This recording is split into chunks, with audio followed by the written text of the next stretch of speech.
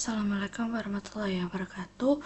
Perkenalkan, kami dari grup I akan mempresentasikan bab 24, yaitu Presentation and Disclosure in Financial Reporting.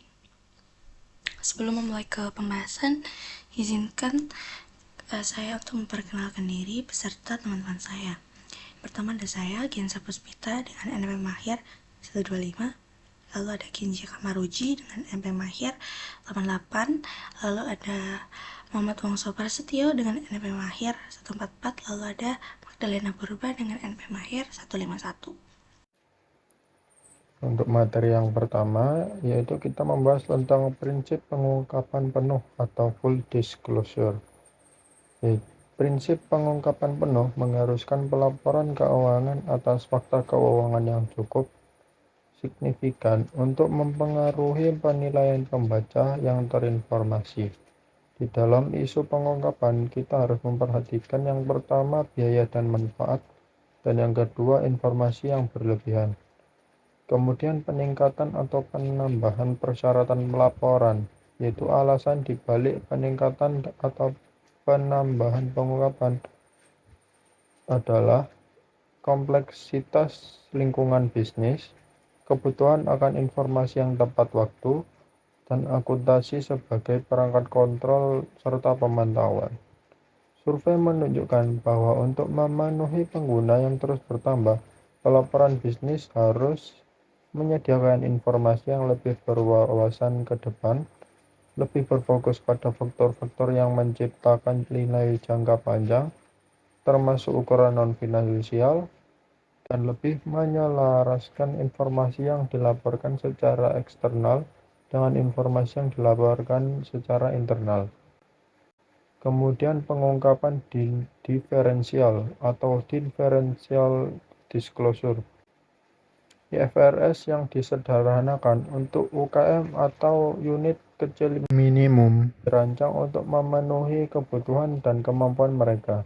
Dibandingkan dengan IFRS lengkap atau banyak standar akuntansi internasional, IFRS yang disederhanakan untuk UKM kurang rumit dalam beberapa hal. Yang pertama, topik yang tidak relevan bagi hal tersebut dihilangkan. Contohnya adalah laba per saham, laporan keuangan intern, dan pelaporan segmen. Yang kedua, IFRS yang disederhanakan untuk UKM memungkinkan lebih sedikit pilihan kebijakan akuntansi. Misalnya tidak ada opsi untuk menilai kembali properti, peralatan, atau aset tak berwujud. Kemudian banyak prinsip untuk mengenali atau mengukur aset, kewajiban, pendapatan, dan beban yang disederhanakan. Misalnya goodwill yang diamortisasi, yaitu sebagai hasilnya tidak ada uji penurunan nilai tahunan dan semua biaya pinjaman dan R&D dibebankan. Yang keempat, pengungkapan dan yang perlu jauh lebih sedikit. Dan yang terakhir yaitu untuk lebih mengetahui kelebihan standar, revisi IFRS untuk UKM akan dibatasi hingga 3 tahun sekali. Kemudian yaitu catatan atas laporan keuangan atau CALK, yaitu catatan yang merupakan sarana untuk memperkuat atau menjelaskan item yang disajikan dalam isi utama laporan. Yang pertama, kebijakan akuntansi. Pernyataan yang mengidentifikasi kebijakan akuntansi yang diadopsi untuk diikuti oleh entitas pelapor sebagai bagian integral dari laporan keuangan. Selain pengungkapan kebijakan akuntansi yang signifikan, perusahaan harus yang pertama mengidentifikasi pertimbangan yang dibuat oleh manajemen dalam menerapkan kebijakan akuntansi yang mempengaruhi pengaruh paling signifikan terhadap jumlah yang diakui dalam laporan keuangan, dan mengungkapkan asumsi manajemen tentang masa depan atau sumber daya utama lainnya. Yang kedua, yaitu catatan umum. Yang pertama, persediaan atau inventory, properti pabrik dan peralatan atau property plant and equipment. Yang ketiga, klaim kreditur atau creditor claims. Yang keempat, klaim pemegang ekuitas atau equity holder claims. Yang kelima, contingency and commitment atau contingency and commitment. Yang keenam, nilai wajar atau fair value. Yang ketujuh, pajak tangguhan pensiun dan sewa atau deferred tax pension and leases. Dan yang terakhir, perubahan kebijakan akuntansi atau change in accounting policy. Yang kedua ada masalah pengungkapan atau disclosure issues. Yang pertama ada pengungkapan transaksi atau peristiwa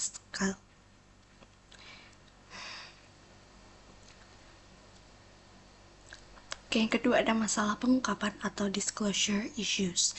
Nah, ada yang pertama yaitu pengungkapan transaksi atau peristiwa khusus. Yang pertama, transaksi dengan pihak terkait terjadi ketika sebuah perusahaan terlibat dalam transaksi di mana salah satu pihak memiliki kemampuan untuk mempengaruhi kebijakan pihak lainnya secara signifikan. Pengungkapan minimum pihak berrelasi material ada 4, yaitu sifat hubungan istimewa, jumlah transaksi dan jumlah saldo terutang diterima, penyisian piutang ragu-ragu, dan beban yang diakui selama periode piutang tidak tertagih disebabkan oleh pihak terkait. Nah, yang kedua ada kesalahan dan kecurangan. Lalu, untuk yang poin B atau poin kedua yaitu peristiwa setelah periode pelaporan atau peristiwa selanjutnya. Peristiwa setelah tanggal pelaporan adalah peristiwa yang terjadi antara akhir periode pelaporan dan tanggal laporan keuangan diotorisasi untuk terbit, baik peristiwa yang menguntungkan maupun tidak menguntungkan. Peristiwa tersebut dibagi menjadi 2. Yang pertama, yang memerlukan penyesuaian atau peristiwa memberikan bukti atas adanya kondisi pada akhir periode pelaporan. Yang kedua, yang tidak memerlukan penyesuaian atau peristiwa yang mengindikasikan timbulnya kondisi setelah periode pelaporan. Lalu peristiwa setelah tanggal pelaporan itu adalah indikasi setelah periode pelaporan. Yang kedua, informasi setelah periode pelaporan tentang penurunan nilai aset. Yang ketiga, penemuan kesalahan kecurangan setelah pelaporan. Lalu yang poin C yaitu pelaporan untuk perusahaan terdiversifikasi konglomerat. Ketika bisnis sangat terdiversifikasi, investor dan analisis investasi ingin informasi lebih lanjut tentang rincian di balik keuangan konglomerat pernyataan. Tujuan pelaporan informasi tersegmentasi ketika bisnis sangat terdiversifikasi. Lalu yang poin D adalah tujuan pelaporan informasi tersegmentasi. Ketika bisnis sangat terdiversifikasi, investor dan analisis investasi ingin informasi lebih lanjut tentang rincian di balik keuangan konglomerat pernyataan. Memenuhi tujuan ini akan membantu pengguna laporan keuangan melakukan hal berikut. Yang pertama, memahami kinerja perusahaan dengan baik, menilai prospek arus kas bersih di mana mendatang dengan lebih baik, menggunakan penilaian yang lebih tepat tentang perusahaan secara keseluruhan. Selanjutnya akan dijelaskan oleh teman saya. Yang selanjutnya ada prinsip dasar. Jadi, prinsip dasarnya itu perusahaan dapat memenuhi tujuan pelaporan yang tersegmentasi dan menyediakan laporan keuangan. Jadi, IFRS mensyaratkan bahwa laporan keuangan tersebut merupakan tujuan umum untuk mencakup informasi terpilih berdasarkan satu dasar segmentasi. Kemudian, mengidentifikasi segmen operasi. Segmen operasi ini adalah komponen suatu perusahaan, yaitu yang pertama melakukan kegiatan usaha yang menghasilkan pendapatan dan menimbulkan biaya, kemudian hasil operasinya ditinjau secara berkala oleh kepala operasi perusahaan. Dan yang ketiga, untuk informasi keuangan diskret yang tersedia yang dihasilkan oleh yang berdasarkan sistem pelaporan keuangan internal. Kemudian, hal-hal yang wajib dilaporkan yaitu pendapatannya adalah 10% atau lebih dari pendapatan gabungan. Kemudian jumlah absolut keuntungan atau kerugiannya 10% atau lebih dari yang lebih besar. Jumlah absolut dari laba operasi gabungan atau gabungan kerugian dari semua segmen operasi. Kemudian yang ketiga, aset yang dapat diidentifikasi adalah 10% atau lebih dari gabungan aset seluruh unit usaha segmen.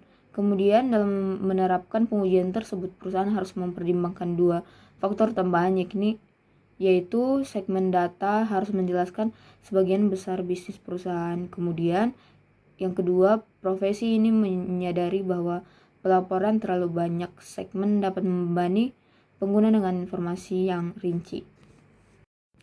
Kemudian ada prinsip pengukuran.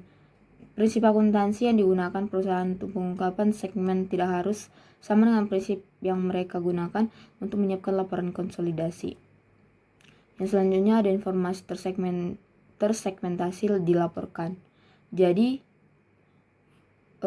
ada beberapa informasi yang harus dilaporkan, yaitu yang pertama informasi umum tentang segmen operasinya.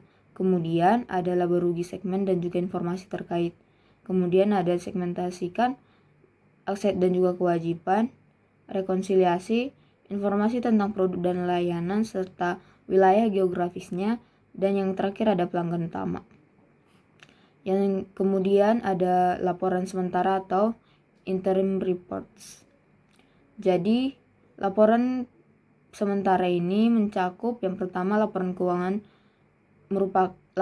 interim merupakan laporan keuangan yang berisi laporan keuangan lengkap seperti penyajian seperti laporan keuangan ringkas yang untuk satu periode interim. Kemudian yang kedua, penjelasannya yaitu laporan yang dilaporkan selama kurun waktu kurang dari 1 tahun, yang bertujuan untuk memonitoring arus keuangan untuk triwulannya. Kemudian di negara kita sendiri Indonesia, laporan keuangan interim dimuat dalam PSAK nomor 03 tentang laporan keuangan interim yang terdapat dalam standar akuntansi. Nah, ada 2 masalah dalam laporan interim ini. Yang pertama ada pajak penghasilan, yang kedua ada musiman atau seasonality. Selanjutnya adalah laporan auditor dan manajemen. Yang pertama ada opini audit. Opini audit adalah pendapatan profesional yang diberikan oleh auditor setelah memeriksa laporan keuangan suatu perusahaan. Opini ini menunjukkan apakah laporan keuangan sudah disusun dengan benar, sesuai dengan standar akuntansi, dan mencerminkan kondisi keuangan yang sebenarnya. Ada 4 jenis opini audit. Yang pertama ada wajar tanpa pengecualian, yaitu laporan yang keuangan dinilai sepenuhnya sesuai standar. Lalu yang kedua ada wajar dengan pengecualian, mana adanya sedikit kesalahan atau penyimpangan tapi tidak signifikan. Lalu yang ketiga ada tidak wajar, yang mana laporan keuangannya memiliki kesalahan besar dan tidak dapat dipercaya. Lalu yang keempat ada tidak memberikan opini. Nah, pada laporan ini auditor tidak bisa memberikan opini karena keterbatasannya data atau kendala lainnya.